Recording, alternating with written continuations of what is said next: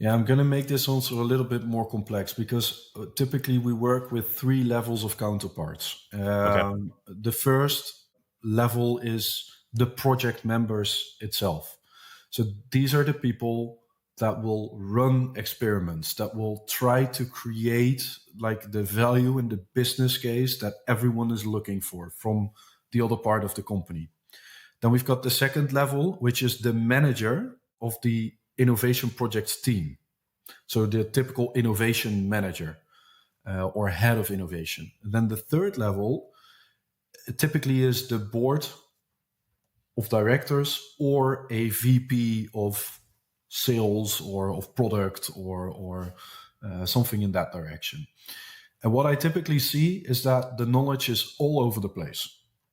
And most of the times not at the level that you hope it will be. That means that we have a lot of explanation to do because we want to reach certain goals in very short amounts of time. And all the concepts that we use, we have to explain in a way. And what we basically did, and that was quite an investment a few years ago, but we created a lot of videos on all the theoretical parts. Yeah. So everyone that is going to work with us will watch videos. We always make the joke, you're not going to stream Netflix or Prime or whatever, but you're going to listen to a lot of Maarten van Kroonenburg in the upcoming week. But that at least helps them to get to a certain level of knowledge. And that certain base level of knowledge is what we need in order to help them in the best way possible. And that is especially, to validate a business case that is worth investing in.